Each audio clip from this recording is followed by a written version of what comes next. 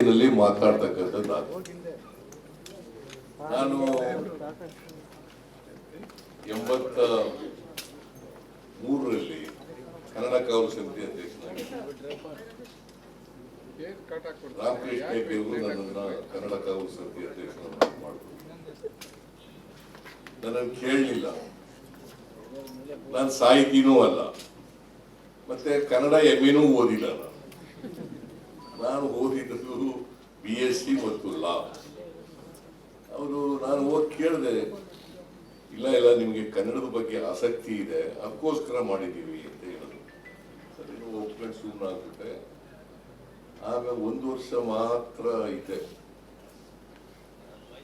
ಈ ಮೇಟಿ. ಆಮೇಲೆ ಇವರು ನಾನಾದ್ಮೇಲೆ ಇನ್ನೊಬ್ರು ಶಾಸಕರಿದ್ರು, ಅವರು ದೊಡ್ಡ ಮೇಟಿ, ಜ್ಞಾನದೇವ ದೊಡ್ಡ ಮೇಟಿ, ಅವರು ಸ್ವಲ್ಪ ಸಾಹಿತ್ಯದ ಬಗ್ಗೆ ಆಸಕ್ತಿ ಅವರಾದ್ರು. ಆಮೇಲೆ ಪಾಟೀಲ್ ಪುಟ್ಟಪ್ಪ ಅವರೆಲ್ಲ ಆದ್ರು. ಈಗ ಮುಂದುವರ್ಕೊಂಡು ಈಗ ಕನ್ನಡ ಅಭಿವೃದ್ಧಿ ಪ್ರಾಧಿಕಾರ ಅಂತ ನಾಮಕರಣ ಆಗಿದೆ. ಈಗ ಬಿಳಿಮಲೆ ಅವರು ಆಗಿದ್ದಾರೆ ಕನ್ನಡ ಅಭಿವೃದ್ಧಿ ಪ್ರಾಧಿಕಾರ. ಮೊದಲು ಕನ್ನಡ ಅಭಿವೃದ್ಧಿ ಪ್ರಾಧಿಕಾರ ಅಂತ ಇರಲಿಲ್ಲ, ಕನ್ನಡ ಕಾವಲು ಸಮಿತಿ ಅಂತ ಹೇಳಿ. ನಾನು ಅವತ್ತಿನಿಂದ ಕನ್ನಡದಲ್ಲೇ ಬರೆಯಕ್ಕೆ ಶುರು ಮಾಡಿದೆ. ಈಗ ಇಂಗ್ಲಿಷೇ ಮರ್ತೋಯ್ತು ನನಗೆ.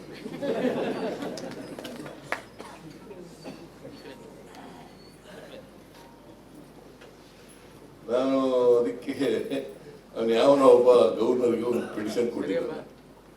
ನಾನು ಇಂಗ್ಲಿಷ್ನಲ್ಲಿ ಡ್ರಾಫ್ಟ್ಗಳಿದ್ರೆ ಇಂಗ್ಲಿಷ್ನಲ್ಲಿ ಸೈನ್ ಮಾಡ್ತೀನಿ. ನಾನು ಸಾಮಾನ್ಯವಾಗಿ ಕೇಂದ್ರದಕ್ಕೆ, ಬೇರೆ ರಾಜ್ಯಗಳಿಗೆ ಬರೀತಕ್ಕಂಥವ್ರಿಗೆ ಇಂಗ್ಲಿಷ್ನಲ್ಲಿ ಸೈನ್ ಮಾಡ್ತೀನಿ.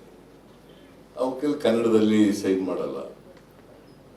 ಒಬ್ಬ ಯಾರೋ ಗವರ್ನರ್ಗೆ ಇದು ಕೊಟ್ಟಿದ್ದಾನೆ, ಸಿದ್ದರಾಮಯ್ಯನವರು ಕನ್ನಡದಲ್ಲಿ ಸೈನ್ ಮಾಡೋದು ಯಾವಾಗಲೂ ಇಂಗ್ಲಿಷ್ನಲ್ಲಿ ಸೈನ್ ಮಾಡ್ಬಿಟ್ಟಿದ್ದಾರೆ, ಇದ್ರ ಬಗ್ಗೆ ತನಿಖೆ ಪೆತ್ತರುಗಳಿದ್ದಾರೆ ನಮ್ಮ.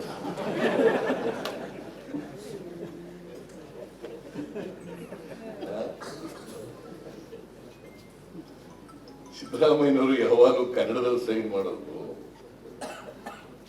ಇಂಗ್ಲಿಷ್ನಲ್ಲಿ ಸೈನ್ ಮಾಡ್ಬಿಟ್ಟಿದಾರಲ್ಲ, ಇದ್ರ ಬಗ್ಗೆ ತನಿಖೆ ಹಾಕಿ.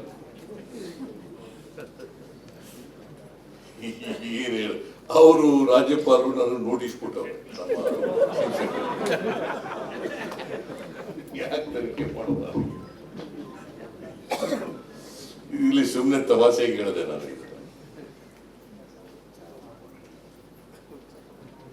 ನಾನು ಯಾಕೆ ಮಾತಾಡ್ತಾ ಇದ್ದೀನಿ ಅಂತಂದ್ರೆ, ನಾನು ಅವತ್ತಿನಿಂದ ಕನ್ನಡ ಆಡಳಿತ ಭಾಷೆ ಆಗ್ತದೆ. ಕನ್ನಡ ಇಂಗ್ಲಿಷ್ ಕಲಿಬೇಡಿ ಅಂತ ನಾನು ಹೇಳಲ್ಲ, ಇಂಗ್ಲಿಷ್ನ ಮಾತಾಡ್ಲೇಬೇಡಿ ಅಂತ ನಾನು ಹೇಳಕ್ ಹೋಗಲ್ಲ. ಆದ್ರೆ ಕನ್ನಡ ನಮ್ಮ ಅಗ್ರ ಭಾಷೆ ಆಗ್ಬೇಕು, ಕನ್ನಡದಲ್ಲಿ ವ್ಯವಹಾರ ನಡೀಬೇಕು. ಕನಿಷ್ಠ ಪಕ್ಷ ಕನ್ನಡವನ್ನು ಒಂದು ಭಾಷೆಯನ್ನಾಗಾದ್ರೂ ಕೂಡ ಕಲಿಬೇಕು ಅಲ್ವಾ? ಕನ್ನಡ ಮಾಧ್ಯಮದಲ್ಲೇ ಓದಬೇಕು ಪ್ರಾಥಮಿಕ ಶಾಲೆ. ಕನಿಷ್ಠ ಪಕ್ಷ ಕನ್ನಡ ಭಾಷೆಯನ್ನಾದ್ರೂ ಕಲಿಬೇಕಲ್ಲ. ನಮ್ಮಲ್ಲಿ ಸ್ವಲ್ಪ ಧಾರಾಳತನ ಜಾಸ್ತಿ, ಕನ್ನಡಿಗರು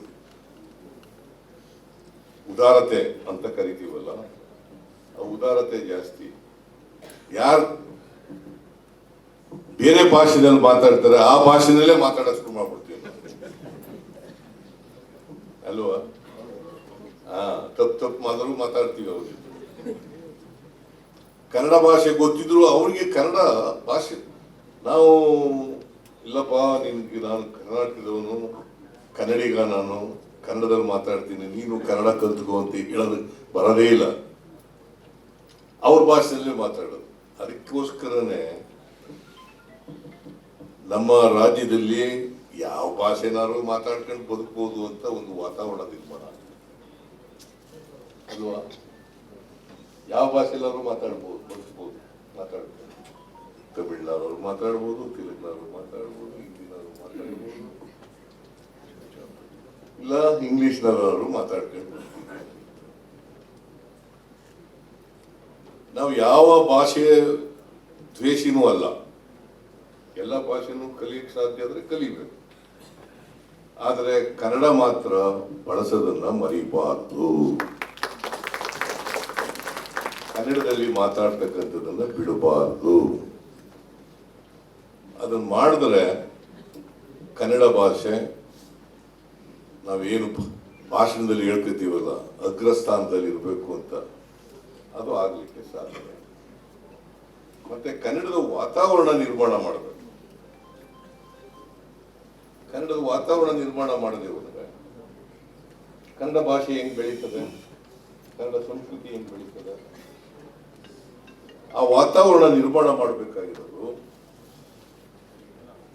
ಕನ್ನಡಿಗರಾದ ನಮ್ಮೆಲ್ಲರ ಜವಾಬ್ದಾರಿ, ಕರ್ತವ್ಯ ಅಂತಕ್ಕಂಥದ್ದನ್ನ ತಿಳ್ಬೇಕು. ವಾತಾವರಣ ಈಗ ಪಕ್ಕದ ರಾಜ್ಯಗಳಲ್ಲಿ ಅದು ದುರಾಭಿಮಾನ ಇರ್ಬೋದು, ಅವ್ರ ಭಾಷೆ ಬಿಟ್ಟು ಬೇರೆ ಭಾಷೆಯಲ್ಲಿ ಮಾತಾಡೋದೇ ಇಲ್ಲ. ತಮಿಳ್ನಾಡಿಗೆ ಹೋದ್ರೆ ಇಲ್ಲ ನೀವು ತಮಿಳು ಕಲ್ತ್ಕೊಂಡು ಮಾತಾಡೋರು, ಇಂಗ್ಲಿಷ್ನಲ್ಲಿ ಮಾತಾಡೋರು ಮಾತಾಡಲ್ಲ.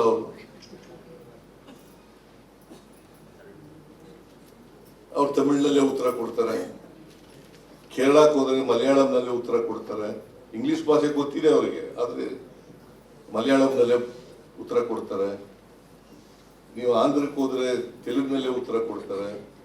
ಮಹಾರಾಷ್ಟ್ರಕ್ಕೆ ಹೋದ್ರೆ ಮರಾಠಿನಲ್ಲೇ ಉತ್ತರ ಕೊಡ್ತಾರೆ. ಆದ್ರೆ ನಾವು ನೀವು ಯಾವ ಭಾಷೆನಾದ್ರೂ ಆಗಪ್ಪ, ನಿನ್ನ ಭಾಷೆನೆಲ್ಲ ನಾನು ಮಾತಾಡ್ತೀನಿ ಅಂತ ತಪ್ಪನಲ್ಲೇ ಏನಮ್ಮ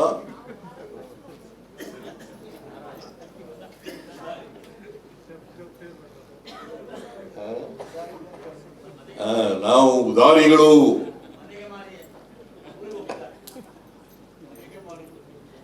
ಅದು ಕನ್ನಡದಲ್ಲಿ ಹೇಳ್ತೀವಿ, ಹಳ್ಳಿನಲ್ಲೂ ಕೂಡ ಹೇಳ್ತೀವಿ, ಮನೆಗೆ ಮಾರಿ ಊರಿಗೂ ಉಪಕಾರಿ ಅಂತ. ಈಗ ಊರು ಉಪಕಾರಿ ಆಗ್ಬೇಕು. ಯಾಕಂತಂದ್ರೆ ನಾವು ಹುಟ್ಟಿದ ಮೇಲೆ ಸಮಾಜದ ಋಣ ತೀರಿಸ್ತಕ್ಕಂಥ ಕೆಲಸವನ್ನ ಮಾಡ್ತೀವಿ. ನಾವು ಸಮಾಜದಲ್ಲಿ ಹುಡ್ತೀವಿ, ಸಾಯೋದಂತೂ ಗ್ಯಾರಂಟಿ, ಯಾವತ್ತಾರು ಒಂದಿನ ಸತ್ತು ಹೋಗ್ತೀವಿ.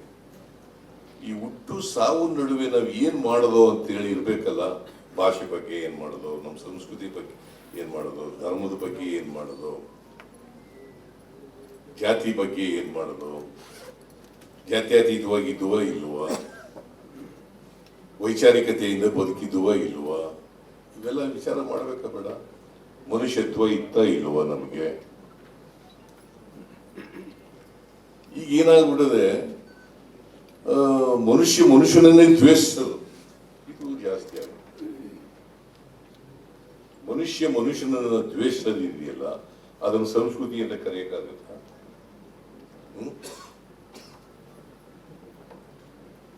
ನಮ್ಮ ಸಂಸ್ಕೃತಿನೇ ಅಲ್ವೇ ಅಲ್ಲ. ಸಂಸ್ಕೃತಿ ನಮ್ಮ ಸಂಸ್ಕೃತಿ ಏನಪ್ಪಾ ಅಂದ್ರೆ ಮನುಷ್ಯನನ್ನ, ಬೇರೆ ಮನುಷ್ಯನನ್ನ ಪ್ರೀತಿಸೋದು, ಗೌರವಿಸೋದು, ಅದು ಸಂಸ್ಕೃತಿ. ಅದನ್ನ ಬಿಟ್ಟು ಧರ್ಮದ ಹೆಸರಿನಲ್ಲಿ, ಜಾತಿ ಹೆಸರಿನಲ್ಲಿ ಸಂಸ್ಕೃತಿನ ನಾಶ ಮಾಡ್ತಕ್ಕಂಥದ್ದು ಇದೆಯಲ್ಲ, ಇವ್ರ ಬಗ್ಗೆ ಬಹಳ ಎಚ್ಚರಿಕೆಯಿಂದ ಇರ್ತಕ್ಕಂಥದ್ದು ಅತ್ಯಂತ ಅವಶ್ಯ. ನಮಗೆ ಬಹಳ ಜನ ವಿದ್ಯಾವಂತರು ಕೂಡ ಅವ್ರಿಗೆ ವೈಚಾರಿಕತೆಯನ್ನು ಬೆಳೆಸ್ಕೊಳ್ಳಲಿಕ್ಕೆ ಪ್ರಯತ್ನನೇ ಮಾಡೋದಿಲ್ಲ, ವೈಜ್ಞಾನಿಕತೆಯನ್ನು ಬೆಳೆಸ್ಕೊಳ್ಳಲಿಕ್ಕೆ ಪ್ರಯತ್ನನೇ ಮಾಡೋದಿಲ್ಲ.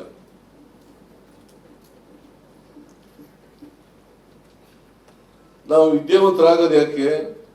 ಜ್ಞಾನ ಸಂಪಾದನೆ ಮಾಡಲಿಕ್ಕೆ, ಮನುಷ್ಯರಾಗಲಿಕ್ಕೆ ಅಲ್ಲ.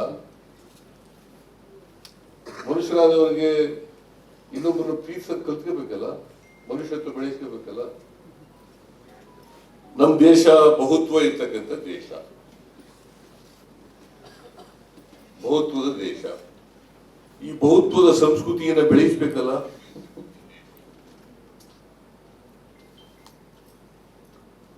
both